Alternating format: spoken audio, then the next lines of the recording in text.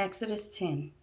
Then the Lord said to Moses, Go to Pharaoh, for I have hardened his heart and the hearts of his officials, so that I may perform these signs of mine among them, that you may tell your children and grandchildren how I dealt harshly with the Egyptians, and how I performed my signs among them, and that you may know that I am the Lord.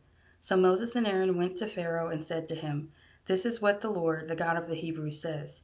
How long will you refuse to humble yourself before me? Let my people go, so that they may worship me. If you refuse to let them go, I will bring locusts into your country tomorrow. They will cover the face of the ground so that it cannot be seen. They will devour what little you have left after the hail, including every tree that is growing in your fields. They will fill your houses and those of all your officials and all the Egyptians, something neither your parents nor your ancestors have ever seen from the day they settled in this land till now. Then Moses turned and left Pharaoh. Pharaoh's officials said to him, How long will this man be a snare to us? Let the people go, so that they may worship the Lord their God. Do you not yet realize that Egypt is ruined? Then Moses and Aaron were brought back to Pharaoh. Go, worship the Lord your God, he said, but tell me who will be going. Moses answered, We will go with our young and our old, with our sons and our daughters, and with our flocks and herds, because we are to celebrate a festival to the Lord. Pharaoh said, The Lord be with you if I let you go along with your women and children.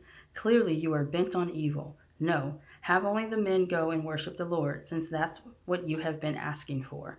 Then Moses and Aaron were driven out of Pharaoh's presence.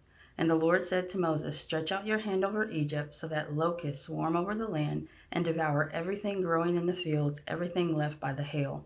So Moses stretched out his staff over Egypt, and the Lord made an east wind blow across the land all that day and all that night. By morning the wind had brought the locusts. They invaded all Egypt and settled down in every area of the country in great numbers. Never before had there been such a plague of locusts, nor will there ever be again. They covered all the ground until it was black. They devoured all that was left after the hail, everything growing in the fields and in the fruit on the trees. Nothing green remained on tree or plant in all the land of Egypt. Pharaoh quickly summoned Moses and Aaron and said, I have sinned against the Lord your God and against you. Now forgive my sin once more, and pray to the Lord your God to take this deadly plague away from me. Moses then left Pharaoh and prayed to the Lord, and the Lord changed the wind to a very strong west wind, which caught up the locusts and carried them into the Red Sea. Not a locust was left anywhere in Egypt, but the Lord hardened Pharaoh's heart, and he would not let the Israelites go. Then the Lord said to Moses, Stretch out your hand toward the sky, so that darkness spreads over Egypt, darkness that can be felt. So Moses stretched out his hand toward the sky, and total darkness covered all Egypt for 3 days. No one could see anyone else or move about for 3 days. Yet all the Israelites had light in the places where they lived.